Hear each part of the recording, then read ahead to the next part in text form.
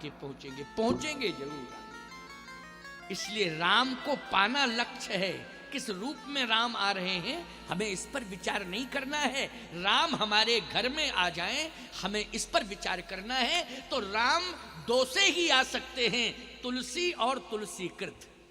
बस तुलसी कृत हो रामायण घर में और तुलसी दल हो। बोलो राम आएंगे कि नहीं आएंगे, जल्दी बोलो, आएंगे कि नहीं आएंगे राम? विश्वास करने की जरूरत है, निश्चित ही राम आएंगे, कन्फर्म है कि राम आएंगे। एक गांव की बात मैं आपको बताऊं, आज से 32-33 साल पुरानी बात मैं आपको बता रहा हूं। एक गांव, और अब छत्तीसगढ़ हो गया, पहले मध्य प्रदेश था वो, अब छत्तीसगढ़ राज्य अलग बन गया। लेकिन बहुत बीहड़ में गांव था, जगदलपुर नारायणपुर के पास की बात बता रहा हूं। इंटीरियल उस समय तो बहुत ही ज्यादा इंटीरियल था जब मध्य प्रदेश था। अब छत्तीसगढ़ में विकास हो गया, सड़कें बन गई गांव गांव। उस समय पैदल चलना मुश्किल था।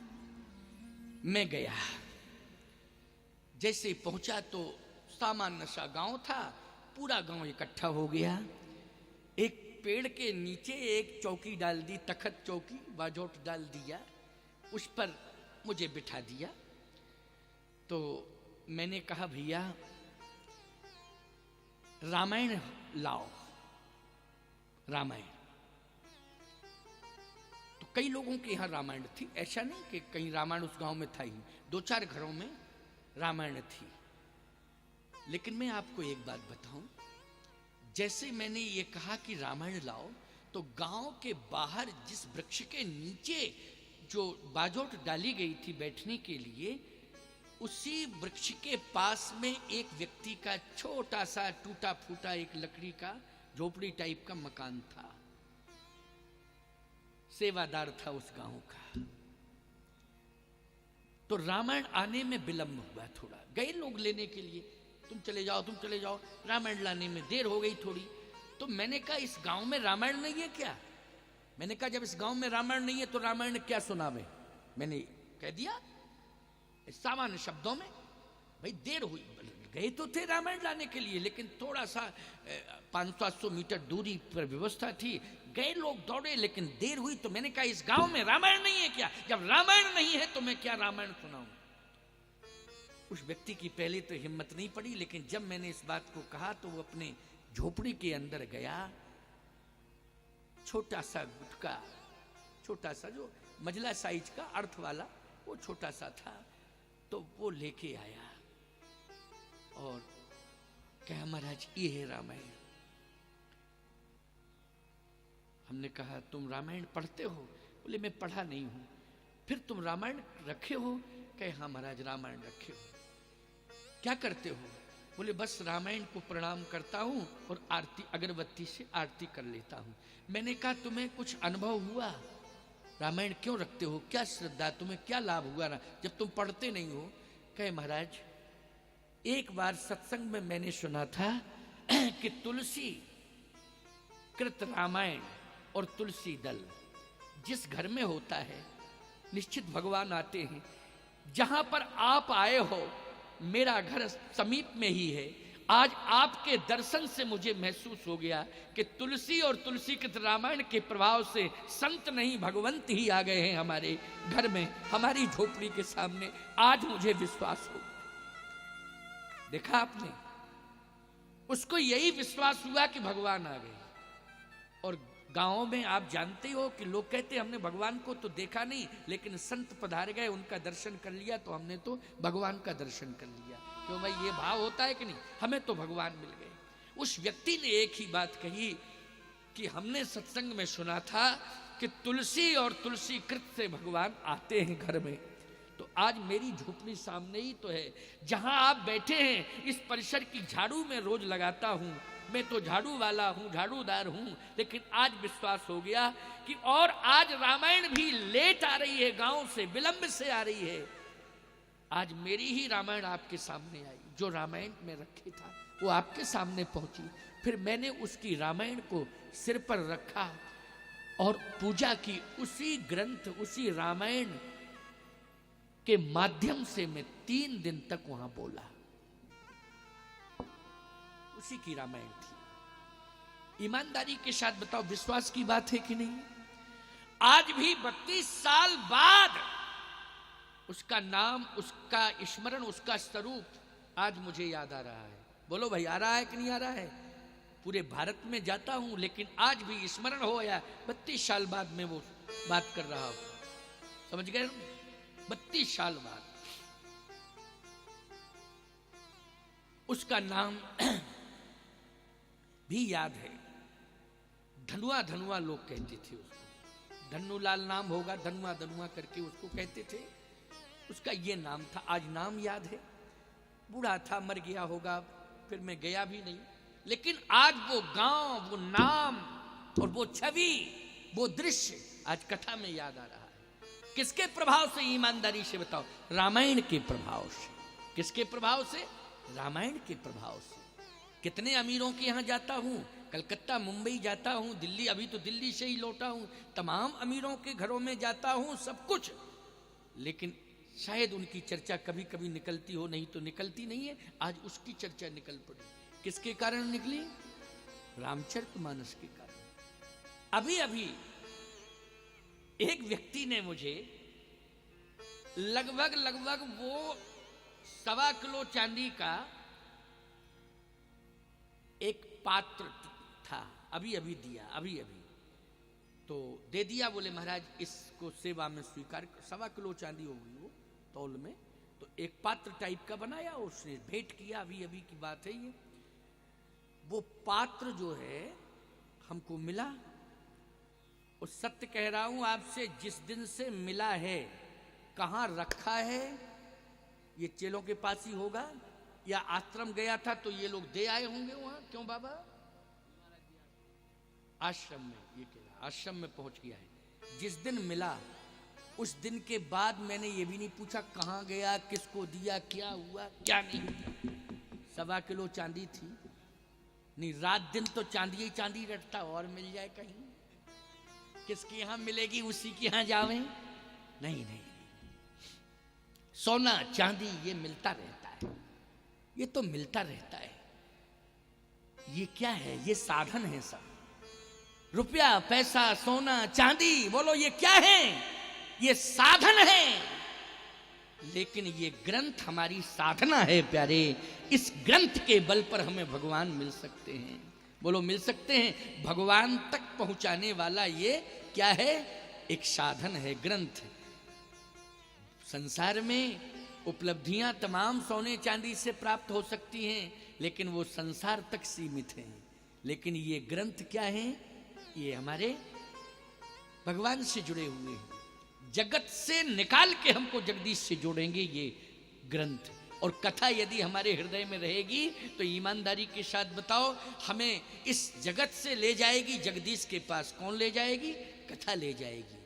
इसलिए मैं कहता हूं कि ये कागज के पन्ने तुम्हें दिखाई दे रहे हैं, लेकिन जब भी तुम पहुंचते हो तो आरती लेके गायन करते हो, मस्तक झुकाते हो। बोलो झुकाते हो कि नहीं झुकाते हो?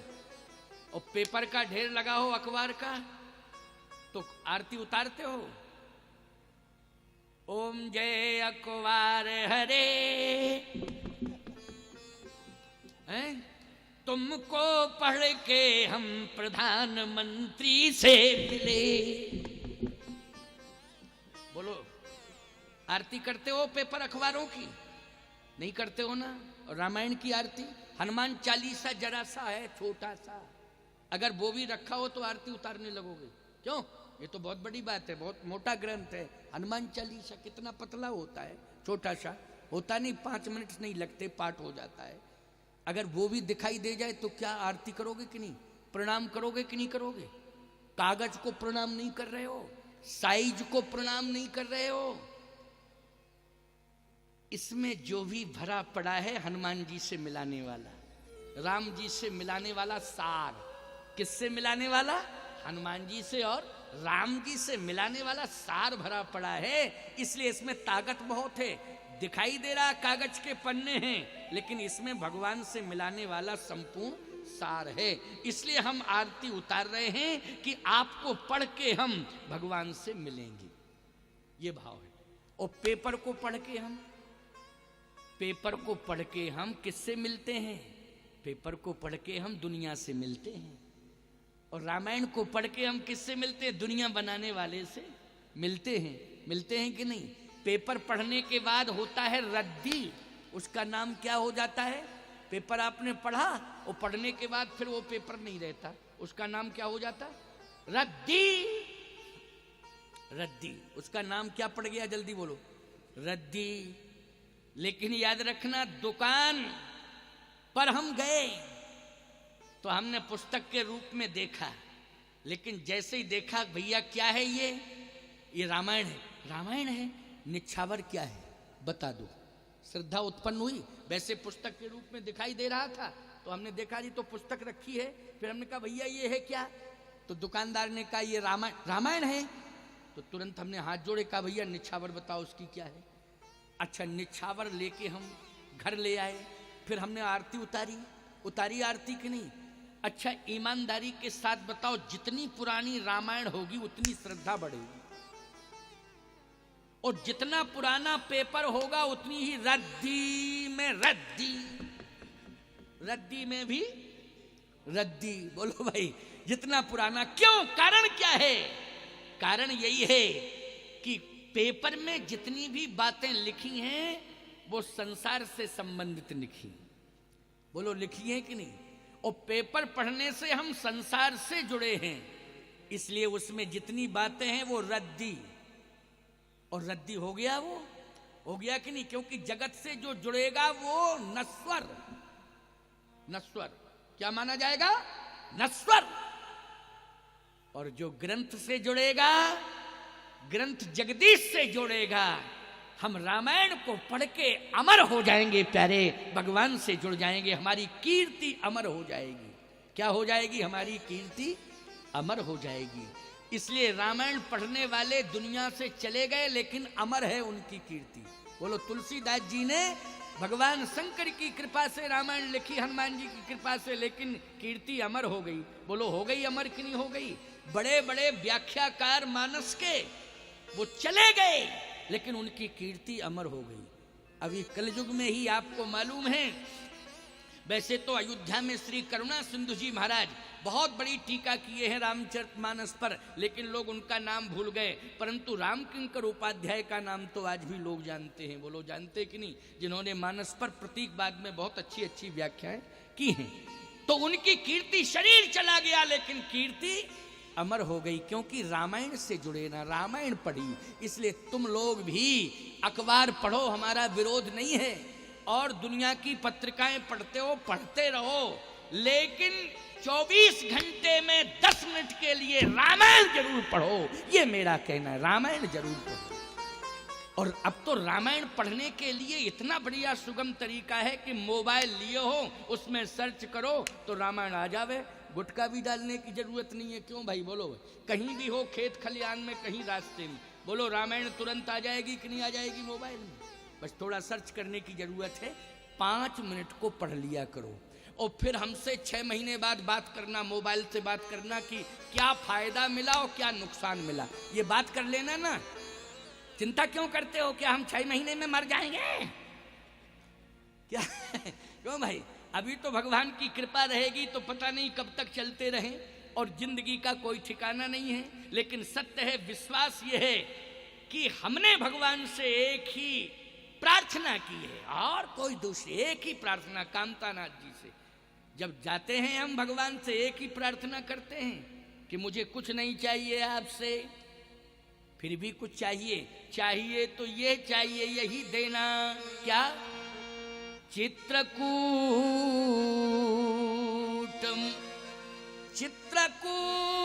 कामदगिरी मंदाकिनी तीर, और राम कथा होती रहे जब लग रहे शरीर। कुछ नहीं, राम कथा होती रहे। कथा कहते कहते दुनिया से चला जाऊं। चित्रकूट का वास राम कथा में है। बांसा में हूं, चित्रकूट में बैठा हूं। राम कथा मंदाकिनी, चित्रकूट चितचार, तुलसी सुभग स्नेह वंशीय रघुवीर बिहार। बोलो, बांसा में भी मैं चित्रकूट का अनुभव कर रहा हूं।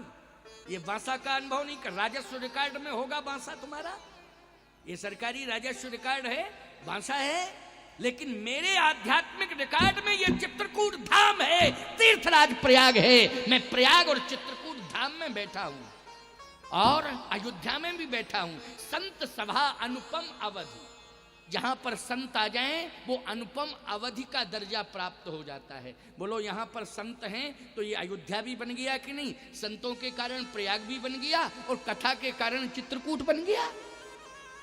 बन गया कि नहीं बन गया? बोलो भाई।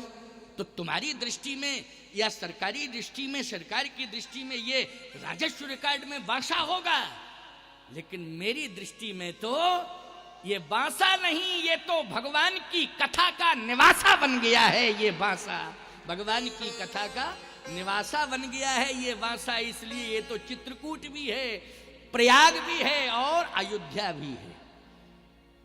और आज आपने श्रद्धा भक्ति से इसको बनाया है। और देखो अभी तो आज पहला दिन है, आज तो अभी जब 7वें दिन में कथा पहुंचेगी ना तो क्या क्या नहीं बन जाएगा, ये कल्पना से परे। लेकिन अभी तो आज पहला दिन है और पहले दिन में देखो भाई, अच्छी बात है, कलश यात्रा तो निकलनी चाहिए, क्योंकि कलश यात्रा ये मंगल यात्रा है और मातृ शक्ति का सबसे ज्यादा योगदान रहता है कथा में। कथा के लिए प्रेरित करती हैं ये, और निश्चित इनकी प्रेरणा से आप प्रेरित हो जाते हो और फिर आयोजन की भूमिका बना देते हो। योगदान इनका ज्यादा रहता है। सबसे ज्यादा देवी देवताओं को पूजने में इनका योगदान रहता। मंदिर तुम बनाते हो और पड़े पड़े सोते रहते हो, पूजा करने जाती ये सवेरे सवेरे 4 बजे जग के स्नान करके मंदिर में। बोलो पुजारी से पूछो, पूजा करने के लिए सहयोग में ये जाती है, बोलो पहुंच जाती कि नहीं? मंदिर तुमने बनाए, हम ये नहीं कहते कि तुमने कुछ नहीं किया। तुमने मंदिर बनाए, तुमने डिजाइनें बहुत अच्छी की, तुमने शिखर भी बना दिया, लेकिन प्राण प्रतिष्ठा के बाद तुम सो रहे।